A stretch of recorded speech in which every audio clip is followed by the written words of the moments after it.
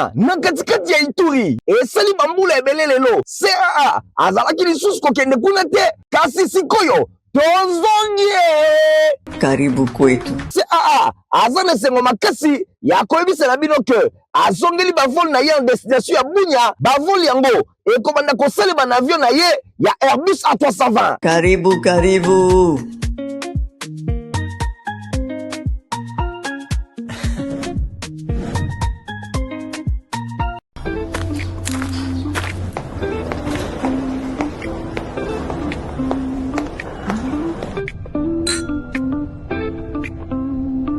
Reprise ya vol CAA na Kolwezi et zongi déjà à partir le 13 avril 2026. Bon réserver déjà ba place na bino.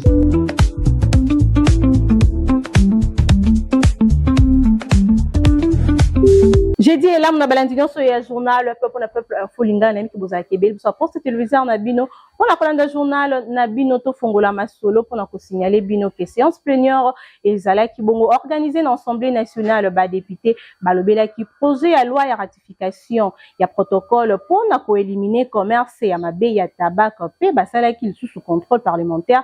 Question d'actualité à honorable Ndefou adressaki la vice-premier ministre économie P honorable Soumaïli adressaki bongo na ministre ya état d'affaires étrangères P honorable Guy Mafuta adressaki na ministre ya finance to poursuivre journal na biso pour la signaler bino que 24 avril 1990 24 avril 2026 RDC et Koko Kisabongo 36 ans depuis to kota na processus ya démocratisation kasi lelo bilan ezandenge nini réflexion ya héritier Mapini.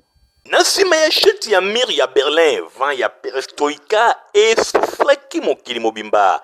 Afrique surtout ezalaki vraiment épargné te mingi Afrique noire pour na vent ya démocratie et bana kokota bisika na bisika.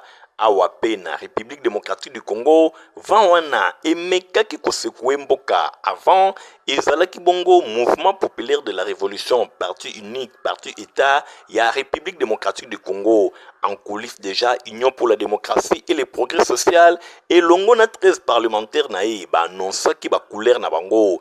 Union so ezalaki bongo na ndenge ya kobatama, et sengelaki officiellement multipartisme topé processus ya démocratisation, et ye ba na kokota na mboka. Oui, République démocratique du Congo, à l'époque, Zaïre Oyo, ezalaki dirigé, et pas y a fait président maréchal Mobutu, ezalaki pe épargné te. Vanwana et sekwa ki Zaïre, président Mobutu, azwaki initiative ya kosala ba consultation, kokutana ba couche nyonso ya population ya Zaïre, pe kotambola ba différentes provinces pour na koyoka makanisi ya population. Na suka na yango, chef de l'État à l'époque, fait maréchal Mobutu, CCC Kokungbendu Wazabanga, a décidé ki prononcer discours moko historique na cité ya Nsele mingi penza cité ya mouvement populaire de la révolution. Discours oyo ezalaki très attendu awa na République démocratique du Congo à l'époque Zaïre. Batu nyonso ba retenaki souffle na bango pona koyoka iloko nini maréchal Mobutu akoloba.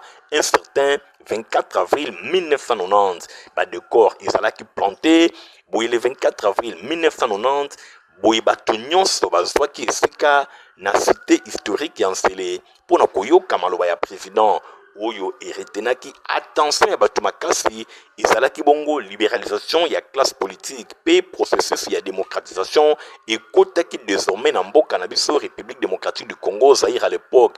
Donc multipartisme ekotaki esengelaki mutu na mutu asadere na parti oyo ye alingi. Boye nyonso wana ebendaki vent ya sika na mboka na biso République démocratique du Congo. Na sima discours historique ya chef de l'État à l'époque Mobutu Sese Seko Kokungbendu Wazabanga esengelaki makambo eyeba na ko changer. Multipartisme ebendaki ba couleur mosusu awa na mboka na biso. Boye kotambola ya l'État ezalaki lisusu lolenge ezalaki te.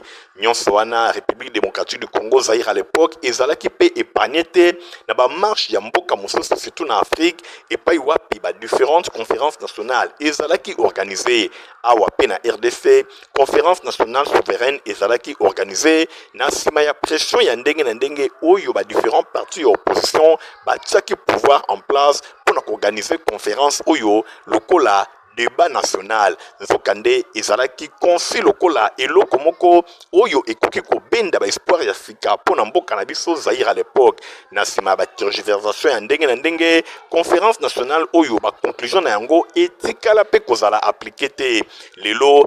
Après plus de 3 décennies mobimba mboka ekota na processus ya démocratisation pe tokota na multipartisme lelo moto na moto akoki kolobela bilan na ndenge ye alingi malgré alternance euti kosalema na mboka kasi bazone ya batension ezali kozanga kaka te baguerre ezali kokoba bref kote mosusu démocratie ekoti ndenge bato balingaki ekota te même bapere ya démocratie na mboka na biso ndenge basuetaki ezali ndenge makambo ezali vraiment kotambola te. Incertitude ezali ko gagner terrain soki to continuer na alternance politique na mboka na biso topé eloko nini ekoki koya lobi kasi soya ba congolais nyonso ezali komona démocratisation eyeba na ko continuer lokola mboka na biso ezali ko bengama République démocratique du Congo nyonso wana ezali ko senga cohésion nationale pona komona makambo etambola ndenge elongobani. Na vice primature bosengeli kosimba que vice premier ministre ministre économie nationale Daniel Mukoko Samba a salaki vendredi visite officielle na ba nouvelle installation ya commission de la concurrence comme kona mkuse oizwami bongo na avenue Uganda na commune ya Gombe. Vice-premier ministre, ministre économie nationale, Daniel Mukoko Samba a effectué une visite officielle dans les nouvelles installations. Il y a commission, il y a concurrence. Comme Kona Mukuse, Oyo Izwami, na venu Uganda na commune ya Gombe. Na visite Oyo, vice-premier ministre, a parcouru qui ensemble. Il y a des espèces nuances, il y a travail et institution. Mingi Penzaba bureau, il y a coordonnateur national, puis il y a coordonnateur adjoint en charge, il y a intégration économique. Pe lisusu atalaki ba service ya administration ya finance pe ba loko ya expert consultant pe lisusu asalaki bongo atalaki bongo pool ya ba enquêteur pe ba espace nyonso informatique pe technique bo simba pe boyeba ke azwaki maloba na occasion coordonnateur ya Comcon Simba Luzolo Freddy atalisaki profonde gratitude na ye epai ya vice premier ministre na ndenge ayaki ko visiter bango pe na ndenge bango bazali kosalela ba nouveau bâtiment oyo apesaki bango a souligné que infrastructure moderne oyo eko permettre bango ko améliorer significativement ba conditions ya mosala pe ya personnel et longo na ba marque ya ba nouvelle étape ya renforcement ya régulation économique pe lisusu awa na République démocratique du Congo nouveau siège oyo ezali bongo désormais centre névralgique à partir ya nango et kosala bongo ba renforcer ba capacité d'enquête grâce na ba espace oyo ezali adapté pe sécurisé ba ko améliorer accueil ya ba opérateur économique pe ya ba consommateur oyo bazali koluka protection atalisike davantage rigueur ya autorité ya l'État na régulation ya marché pe ba pratique anti-concurrentielle na maloba na ye Daniel Mukoko Samba a rappelé vision ya chef de l'État Félix Antoine Tshisekedi Tshilombo oyo ezali accès na promotion ya classe ya ba entrepreneurs nationaux oyo bazali capable ya ko soutenir durablement croissance économique awa na mboka na biso a insisté na rôle stratégique ya Comco en tant qu'instrument ya souveraineté économique oyo azali chargé à garantir ba pratique commerciale saine pe ya ko assurer concurrence équitable pe ya ko protéger ba consommateur vice-premier ministre a souligné ki pe lisusu mise en place ya cadre ya travail moderne oyo ezali eloko moko ya litomba pour na efficacité ya institution publique pe na réussite ya ba réforme nyonso oyo ezali engagé na secteur économique alobi ye amoni yango lokola instrument moko ya malonga pour na restauration ya souveraineté économique ya République démocratique du Congo. Honorable Maotouene Eli Aselembao akitaki bongo na quartier camping mingi penza na complexe scolaire l'info pour na ko soutenir bas sportif ya combat ya commune na yebola dans reportage ya Christian Kingebe. Eli ya commune ya Selembao honorable Maotouene lui les responsables oyo ba mesana ko benga ye papa Selembao akitaki mikolo eleki na quartier camping na avenue Madiata na kati école complexe scolaire l'info na tina ya kosoutenir basportif de combat ya commune na ye face ya phénomène kuluna pamba te kala toyebaka ke bakartier oyo mpe bacommune nde basportif bazalaka kodefendre bavaleur na susi wana nde honorable Maotwene elongo na délégation na ye mobimba balingaki koassiste Tang Sodo Club Urido Omnida après l'exercice ya ndenge na ndenge nde honorable Maotwene du les responsables apesaki bango ba matériel ya musala elongo na enveloppe moko ekuba kaka na souci ya kosoutenir jeunesse sportive ya commune na ye na micro ya Info Lingala maître Biling 4e dan atelisaki gratitude na ye envers honorable Maotwene papa Selembao. Vraiment on a tenu notre sentiment. Honorable Yabo, il faut tous à la base à la table dans le public on quoi. Donc c'est dire que c'est un souci il faut promouvoir art na biso qui tomata toujours tomata tara ba jeune de bazaboy donc bazana nous bilengi donc bazana pour ça va comme la biso biso de quoi tout kende ba on est au tique la ba statignos quoi donc sentiment vraiment sentiment tout ya lo côté zangi Yemo kopé honorable Maotwene expliquer ki tina ya geste na yi na makam oyo ya malamu lokola boye oyo ta je contribuer na développement ya mboka na biso en général en particulier na oyo ya Ngoma Kinshasa et nazo profiter pour l'occasion ya ko remercier ba organisateur ba geste aboye za malamu ezo épargner bana na biso baleki na biso na ba délinquance et puis na ba biloko ya mabe to benga ye lisusu nani honorable sans frontières pambate bana ya commune ya Selemba tango nyonso bazali komona on a terrain soki na terrain te ozali ko proposer nyonso kaka pona bolamu ya population ya commune ya Selemba oyo ba pesa yo mandat honorable Maotwene du le responsable ezala kabongo kobaka kaboyi bana Selemba o bazali ko garder na motema. Na couleur a fait des sociétés bosengeli kosimba ke ba reporter régional ya peuple na peuple bakita kibongo na quartier Kikimi kuna mai ezali passe na ndenge ya kosakana te na commune ya Kimbateke. Awa tozali na ville province ya Kinshasa kasi likambo ya kokamwa ezali ke bisika mosusu bazali komela mai ya mabulu ndakisa commune ya Kimbateke na quartier Kikimi population oyo bazali na esengo soko mokete po ba difficulté ya mai pe insécurité kutu ya kosakana te toza problème mai awa mai pasi boche la biso mai toza na posa mai boche la biso mai pasi ba mai tozo mela ya mabulu toza na susa mai boche la biso mai penza mai makasi la mai ya point côté msuba mai ya mabulu eza kitoko te to souci eza que gouvernement pas fatia avec la biso mawa ate la biso koto toza problème makamba mai to souci nde yangwana soka tie biso mai koto biso beto sepa gouvernement na eto betele pe suma boko atika te lemba kitoko na mukali na yango basengi na bakonzi batala pe na ngambu na bango po ba condition ya lolenge ya boye ezali malamu te po mai bazali komela ezali komemela bango ba maladie ya ndenge na ndenge. Population ya commune ya Makala bazali kosepela makasi lolenge misala ezali kosalema na avenue Kindundu Bolanda.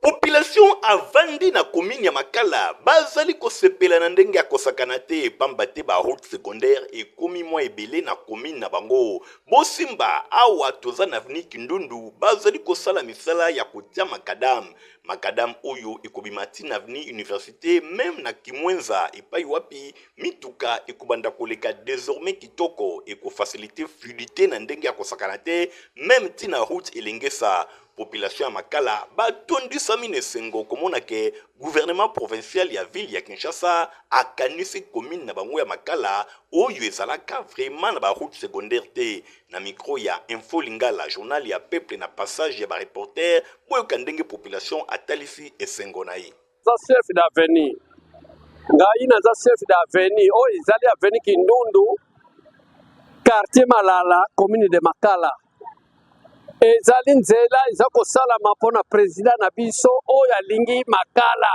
parce que banda 1960 Makala ebandi nde kozwa nzela mpona fasi beton président na biso awumela oyo aye kocouvrir Makala mpo ndenge tozali boye toza na esengo mingi na commune ya Makala toza na sima ya Fati Beton parce que na monique sur 24 communes koningana ya banzela ezali banclavement kala mingi te eza kosila yango wana omoni ke toza na esengo makasi parce que nzela oyo ya Kindundu eza korejoindre na nzela ya Kimwenza oyo ekenda vers Yolo ekenda vers rond-point Ngaba yango wana omoni ke toza na esengo mingi biso bana Makala toza na nsima ya président na biso Fati Beton la sepeli bandeko tondimaki te ke biso na Makala un jour bakosala biso nzela ezalaki ba projet ya kala baye kosala biso nzela tosepeli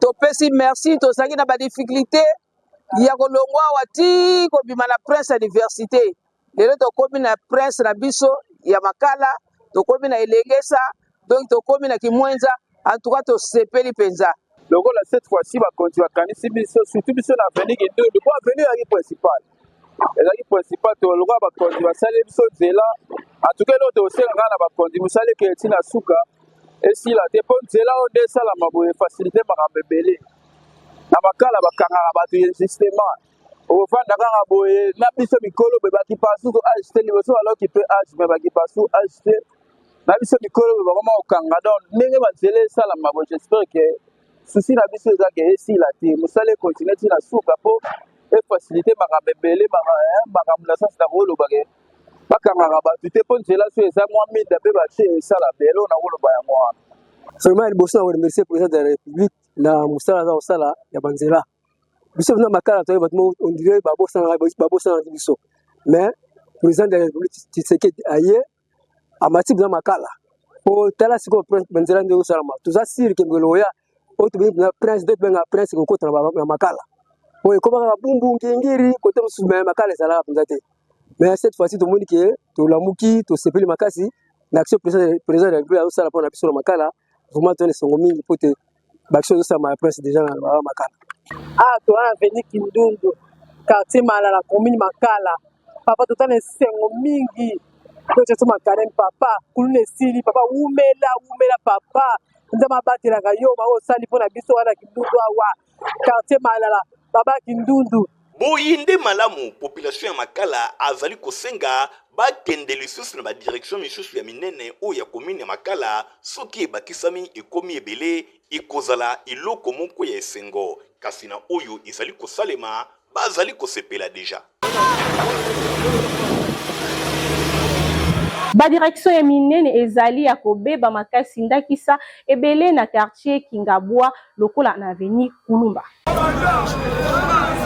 awa toza na commune ya Limete précisément na quartier Kingabwa banzela awa ezali ya kobeba na ndenge ya kosakana te boyoka commune ya Limete ezali na avenue monene oyo babengi Kulumba na quartier Kingabwa avenue Kulumba oyo ezali avenue moko très fréquenté bana nyonso ya côté oyo na Kingabwa balekaka na nzela oyo mituka bakumbi moto ezali pe na population vraiment ebele kasi bino moko botala etana yango lelo ezali malamu te meme bato ya makolo oyo balekaka na avenue Kulumba bazangi ndenge ya koleka ndenge kaka bozali komona esika ya kotia likolo ezali te poto na poto meme bawewa awa bazali komona pasi kaka soki osali moindre erreur okwei babeleli yo kabasele bilamba nyonso ebebi okokende mosala to esika mosusu ndenge nini population ya quartier Kingabwa na commune ya Limete bazali komilela tango nyonso pe bazali kotuna nani nde akobongisela bango avenue Kulumba ezali kaka avenue Kulumba te baveni ebele to baveni ya minene na quartier Kingabwa na commune ya Limete oyo nyonso ezalaka fréquenté ezali na yango ya kobeba population azali kaka obligé ya kotia makolo na potopoto ezala olati sapatu ezali ya kobeba ozali kokende mosala potopoto etondi yo na makolo ndeti kaka outi koyiba kasi ozali kobima mpona kokende kosala bana ya Kingabwa na commune ya Limete bazali kolela babeleli ba autorité ya mboka botala nanu situation na bango pamba te baveni nyonso ya minene oyo yango nde permetaka bango bisika bazali babima na route principale ya poids lourd mpona kokende bisika na bisika kasi soki ezali kodemere kaka ya kobeba ekozala malamu te mituka ezokota na ndenge elongobani te bamoto koloba te bongo population atambolaka makolo moyen vraiment ezali te kolela ya bana kingabwato banzike ekoyokana na matoi ya baautorité mpona kosala quelque chose enfin ke banzela oyo ebonga.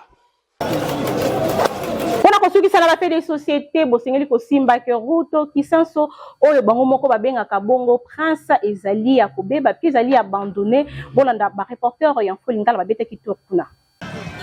Ezali kosala bango pasi po banzela ebele ezali kosalema kasi awa na commune ya Kisenso mawa pe désolation komona bakonzi ya mboka ko abandonner bango pe kokipe bango te banzela pasi mai koloba te courant wana kutu bosana yango awa kutu na morgue ya d'etat bibembe komi kopola po courant ezalaka te bana ya Kisenso baleli cri d'alarme morgue oyo morgue oyo ezali pona biso nyonso tozali ana ville de Kinshasa tikomna obangisa morgue oyo bibembe ezopola kopola pona nini nzela eza te nzela ya Kisenso ya likolo bosundoli yango nzela wana ebandaki avant banzela nyonso ebanda ana Kinshasa me toyebi te mpona nini ti lelo ezozonga te nzela wana favoriser développement ya Kisenso nzela wana eza très utile pour le peuple ya Kisenso. Pourquoi? Parce que maison communale eza kuna na likolo morgue eza kuna na likolo hôpital de référence à l'état eza na likolo mais nzela eza mabe marché eza na likolo. Papa Félix Tshisekedi yoka ngai bana Kisenso bayebi na yebisa yo mpona nini ezokipe bango te pour nous occuper bangote mambule lingo zonga tela ba condition oyo ba mama bazotambola nango nzela wana batika ngo batu bakufi batu bateki mapau donc batu bele biloko ebeli pour nzela wana bana Kisenso banebisa yo papa Félix Tshisekedi na Kisenso posa na batu bafota kayo bakonfote na même soki gouvernement za na mbongo te bayebi na yebisa yo boye na poche na yo papa okoko bimisa mbongo pour répondre na besoin ya population ya Kisenso. Kisenso ezali pe na posa ya kozala désenclaver lokola ba commune mususu bakonza mboka botalela bango solution na makambo na bango. Compagnie africaine d'aviation CAA na mpuse ezali ko annoncer na ba client na nyonso reprise ya ba vol na ya ville ya Bunia na province ya Ituri pe Kolwezi na province ya Lolaba. Bunia na katikati ya Ituri esali bambula ebele lelo CAA azalaki lisusu kokende kuna te kasi sikoyo tozongi karibu kwetu. CAA aza na sengo makasi ya koyebisela bino ke azongeli bavol na ye en destination ya Bunia bavol yango ekobanda kosalema na avion na ye ya Airbus A320. Karibu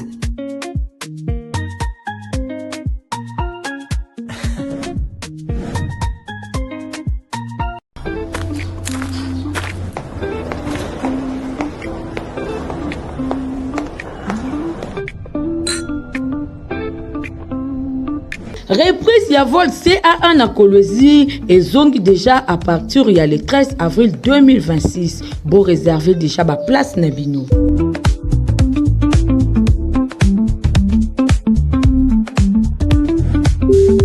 Na couleur éducation bosengeli kosimba ke ba élève ya complexe scolaire Mama Pemba école ya Fondation Néron Mbungu basalaki école promenade na commune ya Njili Bolanda. École promenade ezalaki au rendez-vous na complexe scolaire Mama Pemba. École ya Fondation Néron Mbungu formation ezali ya qualité pour na ba élève na bango. Awa ezali bane ya maternelle, première, deuxième, puis troisième, basalaki école promenade, destination ezalaki bongo, rivière Njili, bango wana bakendaki accompagné na encadré na bango nyonso, pona kotala, ndenge nini rivière Njili ezali kotambola, ba pirogue ezali koleka, ndenge nini bato bazali bazali kokatisa ngambo na ngambo pe batalisaki bango balobi rivière njili euti wapi pe ezali kokende wapi esika nini ebwakami na fleuve Congo. Nyonso wana ba enseignant bazali kotangisa bana na ndenge ya malamu po bayeba ndenge nini makambo ezali kotambola. Badekouvraki biloko ebele sur place na rivière njili, baencadre na bango batunaki bango pe mituna ya ndenge na ndenge, barepondaki pona kotalisa ke baleson nyonso oyo epesamelaki bango ezalaki bien assimilé. L'eau, j'aime l'eau, quand je les bois, ça me fait du bien. On fait tout avec l'eau, la vaisselle, la lessive, préparer la nourriture et rendre mon corps propre. Sans l'eau, on ne peut pas vivre. L'eau, c'est la vie. Ah bon, l'eau, c'est la vie? Oui. Allez, bisous, bisous. Ouais. Ba élève ya complexe scolaire Mama Pemba, formation ezali vraiment ya qualité, école promenade oyo et bakisi bango makambo ebele ndenge moko ya bancadrer na bango anto expliquer na micro ya Info Lingala. Promenade bana post totangaki OER bana batangaki onka na kata classe siko nde tolingai ba monongo concrètement boye yango toyaki na bana po ba mona mai oyo eza ndenge nini po tolobaki na bango ba propriété ya mai, les propriétés de l'eau. L'eau est inodore. On peut déjà soloter, goûter. L'eau n'a pas de couleur. Donc, l'eau a une couleur. Et puis, tu peux sous propriété utiliser à l'eau. Il y a maï. Maï est japonais. Chocolat bilamba, chocolat basani, olambela, et chocolat nzoto. Pour ce qui m'a exaté, bon, moi, exaté. Donc on a dit l'eau c'est la vie. Ba parents nyonso bozana bana oyo bozana besoin ya kopesa bango formation ya qualité. Complexe scolaire Mama Pemba ezwami na vni bantandu numéro 44 na quartier Bikanga na commune ya Kisenso. Wana complexe scolaire Mama Pemba 1 yami balepe complexe scolaire Mama Pemba 2 yango ezwami na vni Mwanga numéro 11 quartier de la paix toujours na commune ya Kisenso. Et pa wapi fondation Nerombungu azali kopesa opportunité pour na bana bazwa formation vraiment ya qualité.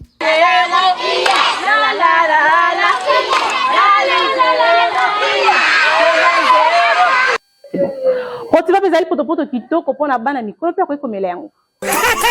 Protivap encore et toujours. Oyo mama bituna tuna ayebaka te ti lelo apesa mwana ye bire. Ebe na sante kitoko boye olesaka ye nini aliaka Protivap. Soka ba mama nyonso batimbe ya Protivap potopoto kitoko mpona babebe pro.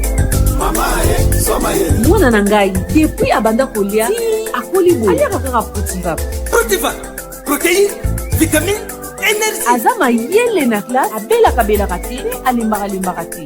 Ba maman, félicitations na bokoneli bana. Protivap facile à digérer et nourrissant. Ezana protéines, vitamines et énergie. Bébé na yo kitoko ninyo esaka. Ba ba ingaka ngo santé kitoko nzoto makasi. Matemi disa mama letsa mwana. Sukana mbimbi. Oye sukana mbimbi. Tozali na communiqué nécrologique bolanda alertir na yango.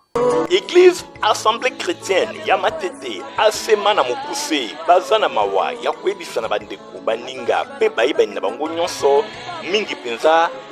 Église Corps du Christ awa na République démocratique du Congo liwa ya pasteur titulaire na bango pasteur Gilbert Leta ye akufaki depuis mokolo ya vendredi 17 avril 2026 na ville ya Lubumbashi na province ya Okatanga na sima ya bokono ya tango mokuse. Boye programme ya matanga ezali boye mokolo ya vendredi 24 avril 2026 veillée mortuaire ekosalema na église CPK Lokoro référence école Lukeni na commune ya Matete awa na ville ya Kinshasa.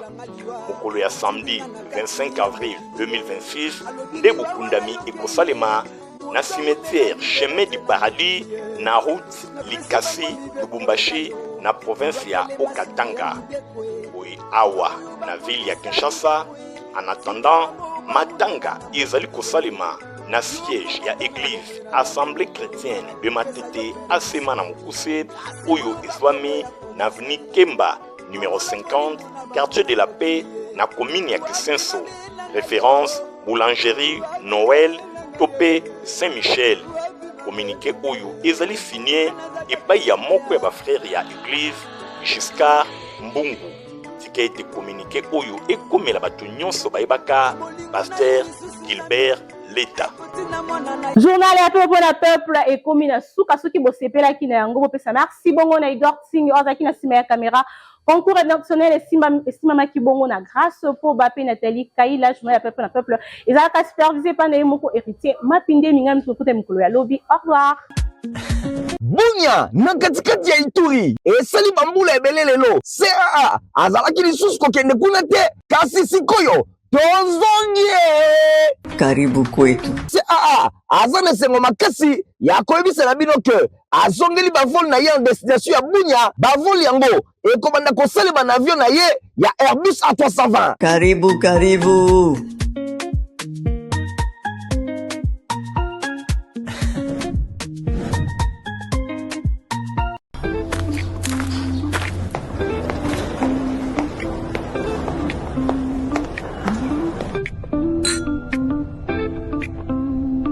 Reprise ya vol CA1 na Kolwezi et zongi déjà à partir il y a le 13 avril 2026. Bon réservé déjà ba place na bino.